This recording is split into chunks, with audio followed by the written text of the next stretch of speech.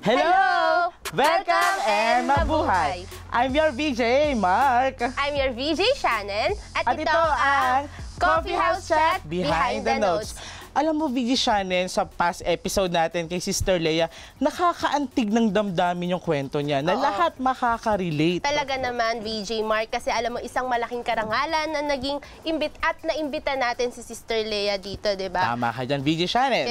Kaya naman, wag na natin patagalin to, mga kabuwisenyo at kabuwisenya. Let us all welcome Father Aldwin. What's up mga kabuwisenyo at mga kubisenya? Ako po si Father Aldwin. Handa pong maglingkod sa inyo sa aking mga kaunting kwento sa araw na ito. Kamusta kayo?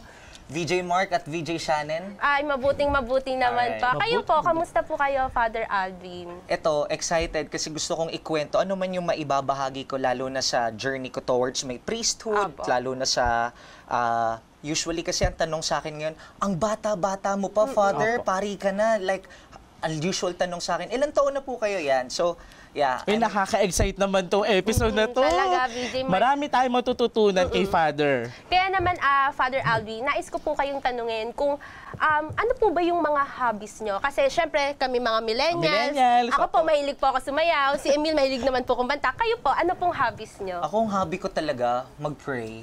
Mag-pray. Hindi. Of course, expected sa amin yung priest to pray. Pero apart from it, na-expected sa amin yun, no?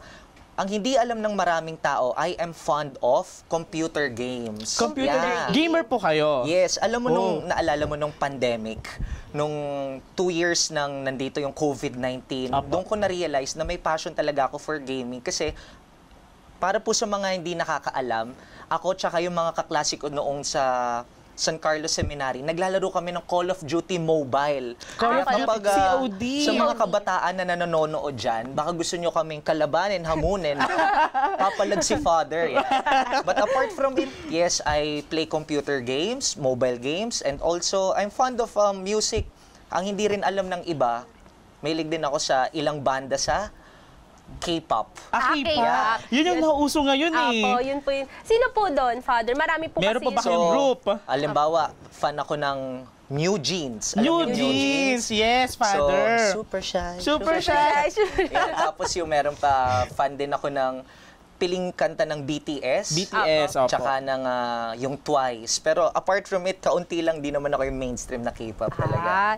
Pero Father, ano po ba yung talent nyo? May hidden talent. May talent po ba kayo? Siguro kung talent, I would say,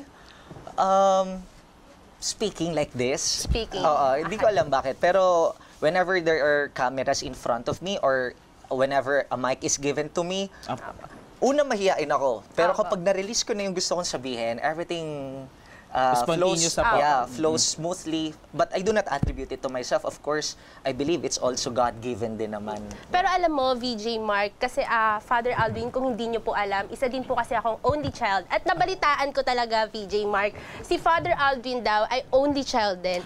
Kaya gusto ko siyang matanong, Father Aldwin, kasi alam ko po yung feeling ng only child, di ba po? Ano po yung madalas nyong ginagawa? May marami po ba kayong kalaro? Mga ganun po. Alam mo, nung una, akala ko kasi ang kapatid, binibili sa SM. Binibili po. Oo. Sabi kasi nung mga tito ko nung maliit ako, Aldwin, ikaw na lang yung walang kapatid sa inyong magpipinsan.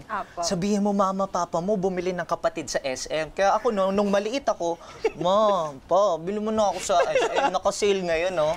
Yeah. Pero, growing up, di naman nagpabaya yung Diyos. Kasi, by the age of 12, pumasok ako sa Our Lady of Guadalupe Minor Seminary, which I would say begin ng aking vocation. Pero nung pumasok ako doon, yung dating Aldwin na walang kapatid, all of a sudden, parang naalala ko, at that time we were 90 sa community. Si Aldwin na dating mag-isa lang, ngayon 89 brothers. Ang dami. Tapos doon sa minor seminary, doon ko naranasan maging bunso kapag ikaw yung first year high school. Nung second year, meron na akong mas matanda na ako sa first year. Tapos dumating sa punto, panganay na ako kasi fourth year high school na ako. So, in a way, God has been provident din na yung sagot mong kapatid na hinihingi mo, kita mo, binigay ko sa iyo, pero sa loob ng seminaryo. Seminary. Yeah. Kasi na-feel ko rin, di ba, hindi ako only child, meron din ako kapatid. Pero naglolokohan kami sometimes, di ba sabi ni Father Alvin, kala niya yung kapatid nabibili sa mall. Kami naglolokohan pa kami ng kapatid ko na, sorry, sabi ko, ampon ka lang. So, Ampon naglulukuhan ka lang? kami in a word na gano'n. Siyempre, iiyak siya. So, pag umiyak na siya, doon kami nagkakamero ng hindi pagkakaintindihan. Pero nagsasorry kami after. Pero alam mo, Father Alvin, kahit only child lang po tayong dalawa, we are still blessed po talaga. Yes. Doon po talaga ako naniniwala na kahit wala kang kapatid, pero marami kang kaibigan, marami Yes. kang katrabaho, yun po yung kapatid na tinatawag. Amen to that. So, ayun. And then, hindi ko rin naman alam na nung tinawag ako ni Lord sa Our Lady of Guadalupe Minor Seminary, Apo. because most of us, nung pumasok doon, ang talaga namang gusto namin, hindi pa pagpapari kagad, because we were only like 12 years old at that Apo. time. Okay po. Ang gusto lang namin, basketball and the swimming pool. Yeah, So, yun po yung sports nyo? Basketball Basketball po. Dati. But Dati right po. now, ano na ako ngayon, ang tawag nila, badix. Badminton addicts, yeah. Menton. Apo. So pero Father Alvin, sinabi niyo nga po na 12 years old pa lang po kayo. Gusto ko po kayong tanungin kung ano po yung naging reaction ng magulang niyo. Noon, dahil Opo. nga only child ako, Opo. hindi agad sila nun pumayag. Kasi ito, hindi to alam ng marami.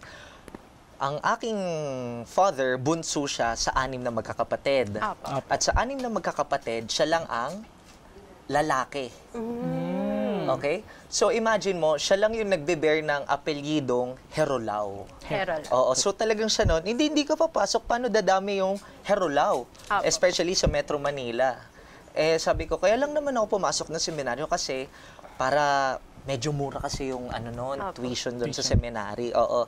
So, si Papa ayaw, si Mama naman kung saan ako masunod. So, yun lang yung kung bakit ako pumasok ng minor seminary. Pero may nafe-feel din po kayo na homesick. that time po. Homesickness, wala. Kasi nga, naglulong ako ng kapatid. So, doon sa seminaryo, masaya ako, marami akong kapatid. So, parang mas gusto ko doon sa seminary at that time, hindi doon sa ano. Parang nafe-feel ko si Father Alvin, magaling to mag-TikTok. Nagti-TikTok po ba kayo? Kasi usong-uso yun ngayon. Lalo na po sa mga Gen Z, millennials, Uso yan. po ang, yes, Kapag yung ganun pa. Kaya pag ginanon po namin kayo, Father Alvin, dapat Hindi ako, ginanon po shy kayo. type kasi ako eh. Ayun po, so Father Alvin, add ko lang din po na tanong, kasi syempre po, 12 years old po hanggang ngayon, nasubukan niyo po bang lumabas dun po sa, na parang napaisipan niyo po ba yun? To be honest, nandun yung challenge, andun yung questions. Kasi 'di ba everyday naman yung aming journey doon sa seminary, we were parang, tutuloy pa ba ako? Apo. Am I still on the right track? Oo. So, tinatanong namin yun everyday, not only every year. Pero awa ng Diyos, the inspiration is still there. Just continue. Tinatawag kita, naramdaman ko naman yon. And also, yung mga formators din naman, they allowed me every year, sige, proceed ka ulit sa next school year, proceed ka ulit. And then I took it as a sign na perhaps Apo. the Lord has plans for me. Yeah. Kayo po, Father, tanong ko lang din po. May tinatawag po kasi yung mga millennials ngayon and Gen Z na comfort food. Meron po ba kayong ganun? Comfort food. Oo, lalo na kapag yung seminarians ko sa minor seminary, uwian nila. Umu-order ako sa Grab ng, alam niyo yung Frankies? Apo, na yung wings? Frankies. Opo. Lalo na yung flavor na salted egg. Apo. Tapos, di na ako order ng rice kasi papasaing na lang ako sa seminary. Apo. Yan lang yung Pero go-to since food ko. nasa coffee house chat tayo, mga kabuwisenya at kabuwisenya, nais kong tanongin, VJ Mark, si Father Alvin. Father Alvin, mahilig ka po ba magkape? Yeah, always Americano, always black. No sugar, no coffee. Yeah. Yun lang. No creamer. Ano ba? Yeah. No coffee, no... no coffee. Basta mahilig ako sa kape, at basta walang creamer, walang sugar, Nakakailan black po kaya lang. kayo, Father, sa isang araw? Alam mo, bago mag-shoot, I already had 3. 3. Yeah, before this taping. Pero hindi naman po kayo nagpapalpitate. Hindi pa naman. Pero minsan nangangasim yung chan, acidic, yeah. Yan yung mga nararanasan ng mga Gen Z ngayon eh. Oo. So mga millennials and Gen Z, dumarami ang coffee lover. Tapos ipopost pa nila sa IG. Mahilig po ba kayo mag-IG? May IG po ba kayo, Father? Social Oo, media. pero ano lang, tawag nito, mas gusto kong pinopost doon yung mga where God has brought me, yung mga lugar kung saan niya ako dinadala. Like, yeah. Uy, travel lover pala si Father. Pero ayan nga po, travel lover po ba kayo? Kung may budget. May budget. Opo, kasi syempre, Father Alvin, sa mga Gen Z po kasi, marami na po ngayon talaga yung, tara, punta tayo sa Japan, di ba? VJ Mark, tara, punta tayo sa ganito. Outside the country. Opo. Pero kasi millennial din si Father Alvin. So, syempre, halata naman kay Father. Kaya natanong ko po. Pero nakapag-travel na po ba kayo, Father Alvin? Oo, awa ng Diyos. As we tape this set, December of 2023, I get the opportunity to go on a mission in UAE, no?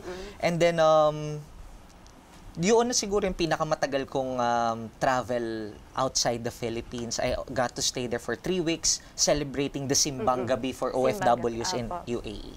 Ano po yung best experience nyo doon, Father?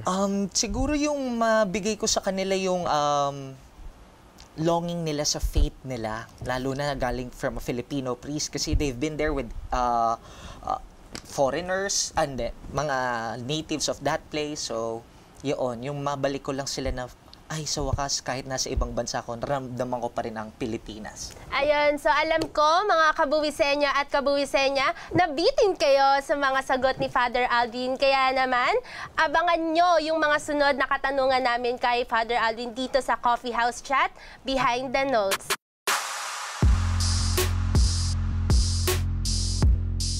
Cash is fleeting, yet spending for experiences lasts a lifetime. We offer visa assistance, ticketing, insurance, and accommodation for your personal and business needs. It was great, no glitches, just arrive tonight, our client said. So do you want to experience that type of fast and secure flight for you and your family? Book yours now with Fly Travel Express. Fly fast with delight.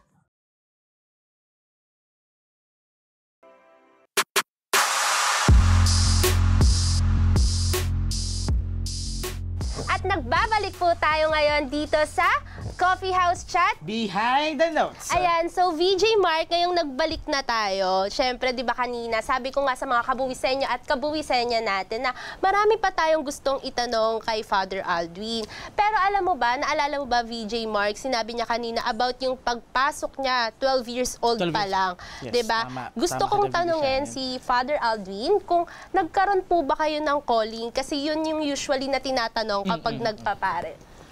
I would say na yung calling, I felt it. Nung tinatanong ko na yung sarili ko, or rather, maraming nagtatanong sa akin, talaga bang gusto mong maging pare? Or the more common question is this, 10 years from now, how do you see yourself? So, nung tinatanong ko rin, nga no, so pagpalagay natin, I was 12 years old, 10 years from now, 22, or gawin mo ng 15 years, 27, how do you see yourself? Sa imagination ko, and even in my prayer, I never saw myself apart from being a priest. So parang, hindi ko nakitang sarili ko na yung usual doctor, engineer, lawyer. Talagang nasa priesthood talaga eh. So, ako naman, I took it na God sent. Na kaya para sa akin, baka ito nga yun. Kasi imagine take for example, there are millions of young men in the, at least Metro Manila alone.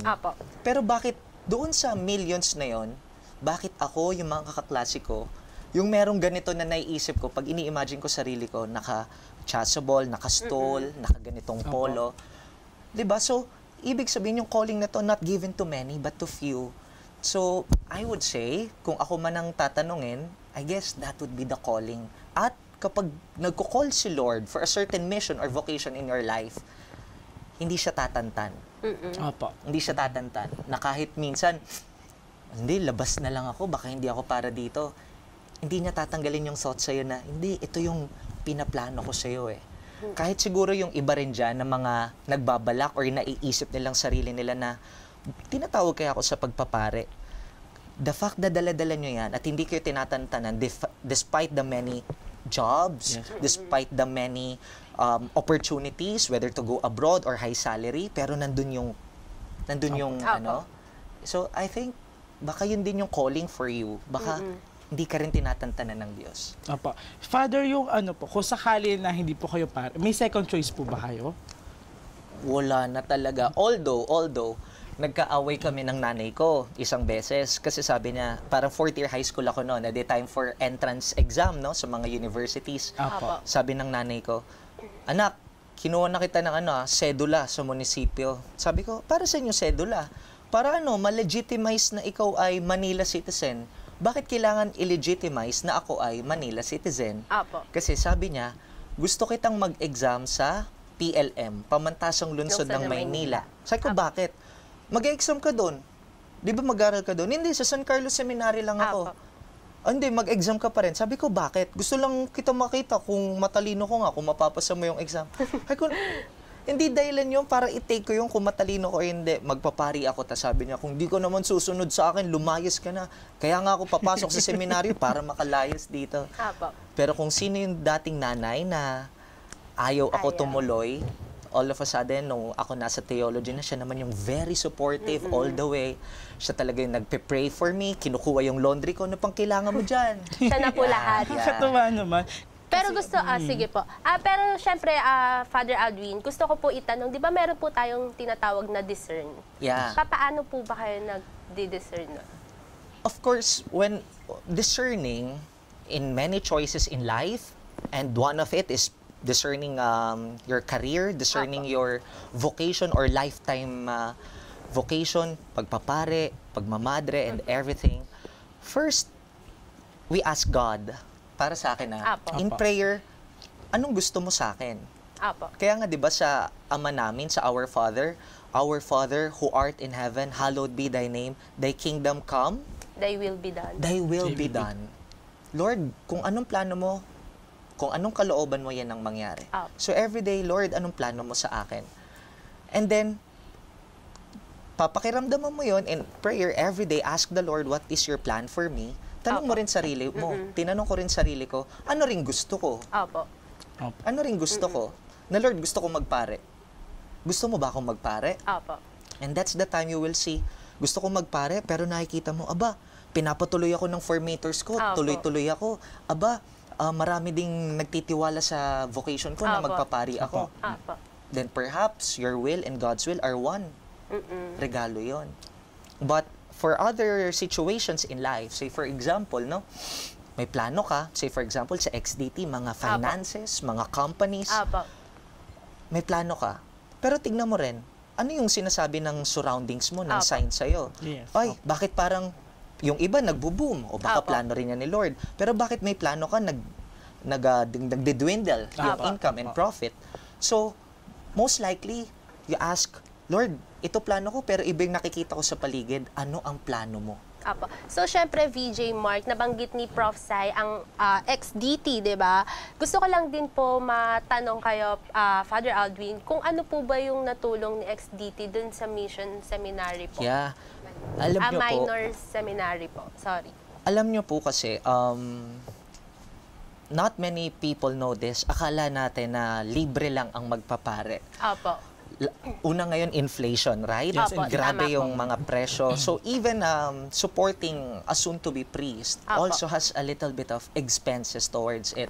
Kasi kapag nandun kami sa seminary, kumakain din yung seminarians, may electricity rin sila, and the water consumption, may paaral pa. So meron din binabayaran na board and lodging ang mga seminarians na which are rather pricey in a way para sa mga marginalized families. With the help of Professor Sai and XDT, alam mo, maraming natulungan, maraming na-sponsor or naging scholars.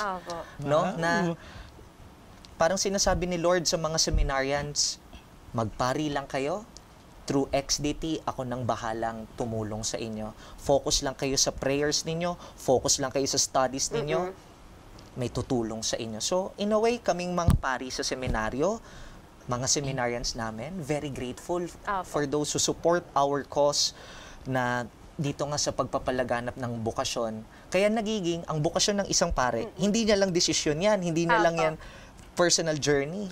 Pati mga supporters niya, benefactors niya, pati those who pray for him, it's a group work, ika nga. Kaya pag nakapagpapare, parang wow, thanks be to God. He's not a product of his hard work and intellect, but a group work of the community. Yes.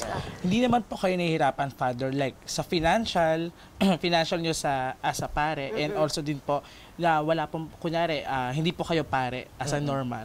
Paano nyo po namamanage yung financial nyo sa pang-araw-araw? Opo. Of course, kami naman nung mga pare, we live in what we call an allowance. Hindi talaga siya salary. So, may binibigay ang Archdiocese na kaunting tulong, and kami naman, we work with what we have. Okay? Pero of course, always ang turo sa amin, ever since, you try to live simple. No? Simplicity.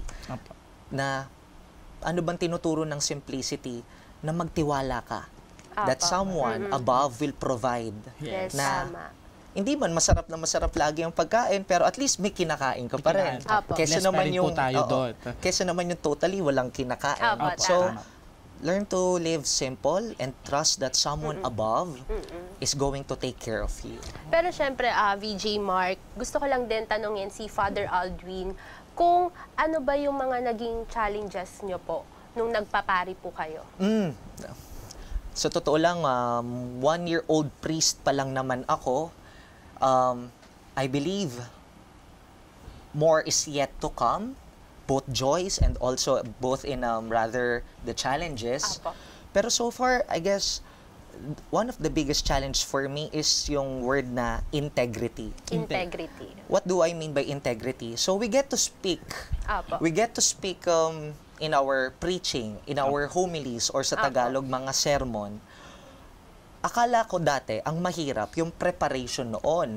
Kasi di ba, every mass, lalo na kapag everyday may misa ka, everyday you have to prepare. You have to reflect dun sa reading. At ang akala ko, yun yung mahirap. Na kailangan maayos to, maintindihan ng mga tao. But apart from it, what's more difficult than the preparation is the actuation. Paano mo ikakatawan yung mga sinabi mo. Nagsalita ako, tayo ay maging mabuti, mabait sa kapwa. After the Mass ba, si Father, mabait o mabuti sa kapwa? Tayo ay maging simple. After the Mass ba, si Father, simple? I would guess that's the biggest challenge. No, yung kaya kong pangatawanan kung ano yung sinabi ko.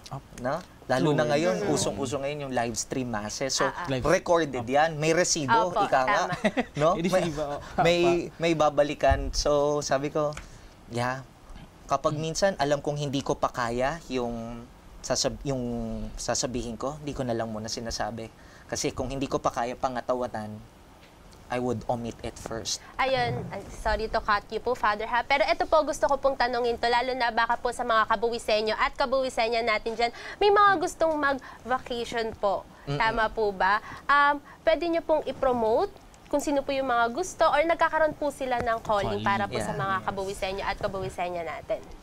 Siguro sa mga kabuwisenyo at kabuwisenyo na nanonood po ngayon, gaya nga ng sabi ko kanina, kung hindi kayo tinatantanan ng Diyos sa inyong pagtawag niyo sa inyo, whether sa married life, whether sa consecrated life, or being a single, take it as a cue from the Lord na baka tinatawag ka niya.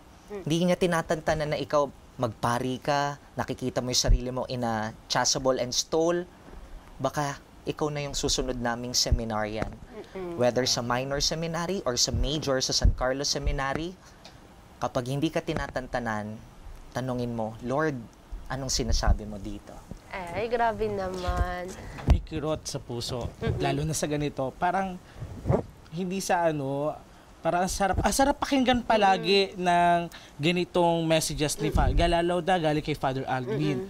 Sa mga henerasyon po kasi ngayon, maraming nakakalimot na magsimba every Sunday. So, I hope itong mga katulad kong henerasyon natin, kahit ano pa henerasyon yan, huwag tayo makakalimot mag-pray sa taas. Lagi. Lagi naman talaga dapat. Yan ang pinakamabisang sandata talaga.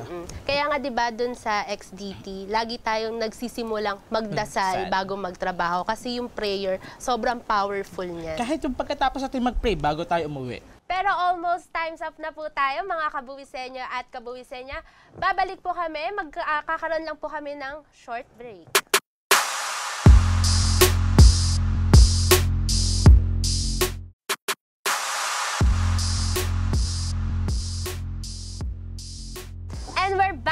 dito sa Coffee House Chat Behind the Notes, mga kabuwisenyo at kabuwisenyo. So, Father, ano po ang may iwan yung mensahe sa ating mga kabuwisenyo at kabuwisenya? I do not know what month are you watching this, pero 'di ba January kasi ngayon ng 2024, marami tayong dreams, aspirations for the whole year. Pero ito lang po yung lagi kong iniiwan, most especially to my parishioners and to whomever ay makakadaupang palad ko po. Pag nasisira ang plano mo, plano na ng Diyos ang natutupad. Ulitin ko po. Sige. Kapag nasisira ang plano mo, plano na ng Diyos ang natutupad. So, if ever there are broken plans, if ever hindi mapangyari lahat ng pinagdarasal at pinaghahandaan natin, perhaps it is one way to say na baka nililid ka na ni Lord sa mas maganda niyang plano sa'yo. Lalo na sa atin, XDT, mga finances, no? Tama po. So, take a look. Baka ang broken plans, yan yung lead towards a better dream sa'yo ni God. Tama ka po, Tama po, Father. God knows what's best for us po talaga. Yes.